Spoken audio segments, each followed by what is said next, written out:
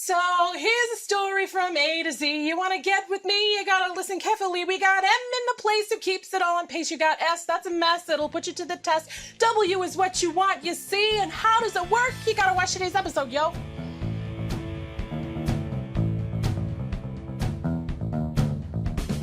Hello, hello, hello. I am Lisa Robbin Young. Welcome to Creative Freedom, your dose of education and inspiration to build a noble empire and live an inspired life without selling your soul. In our first season, I shared with you my simple prioritizing system, the PEACE system. It's a tool I've used now for more than 7 years, and it helps me not only prioritize my day, but get clear on what really matters to me. One of the questions I hear time and again from people is, okay, Lisa, I've made my list and I prioritize it, but I still have all this stuff that isn't getting done. What's up with that? This is where understanding what kinds of activities you have on your plate makes a big difference.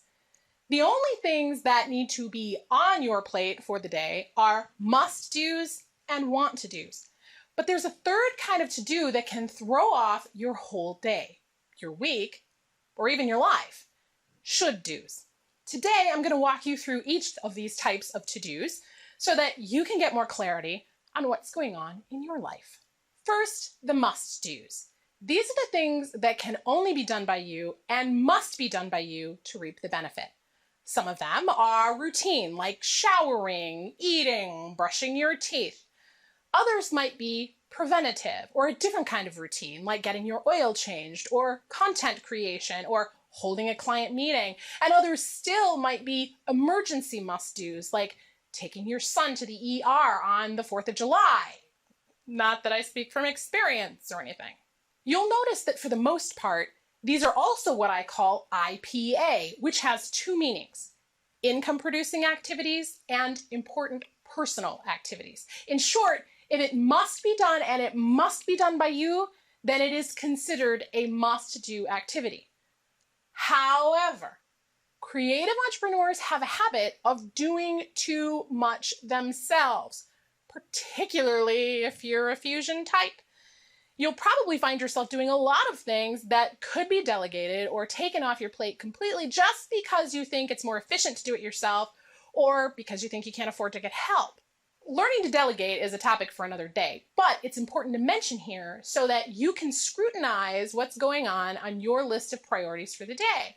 You want to make sure that you're focused on what really matters so that you have room in your calendar for those want-to-do activities, the things you really love to spend time on that aren't your top priorities, like that book you want to read, or deciding on where to go on your next vacation.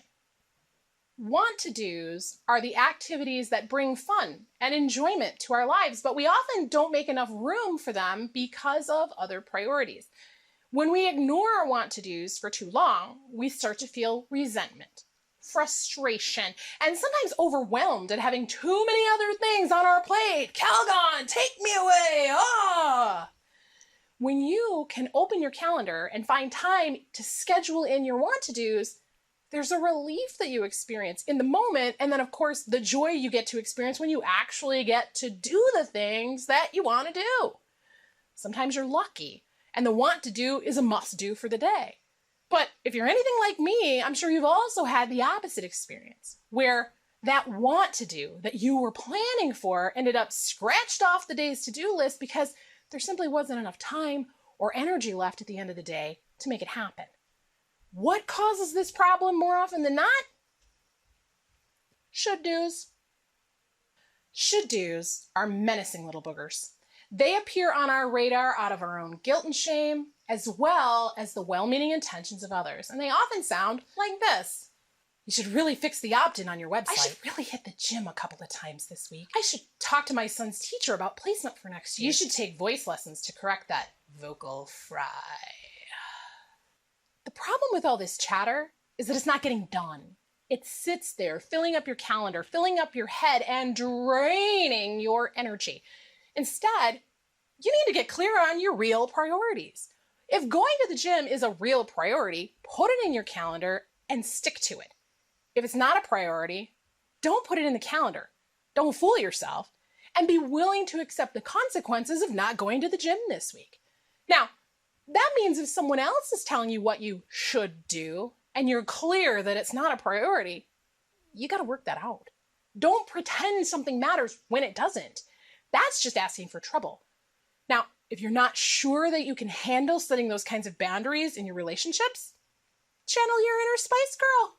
Now don't go wasting my precious time. Get your act together, we could be just fine. So now we get to hear from you. Do you have should-dos that are filling up your calendar? What are your top priorities for this week, and what's your plan to stay focused? Share your thoughts and ideas in the comments, and let's be a rising tide for everyone.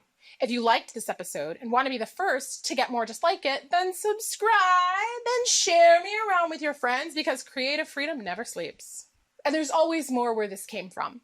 For inspiring songs, stories, and resources to help you build a noble empire and live an inspired life without selling your soul, come see what's shaking over at LisaRobbinYoung.com. You know you want to.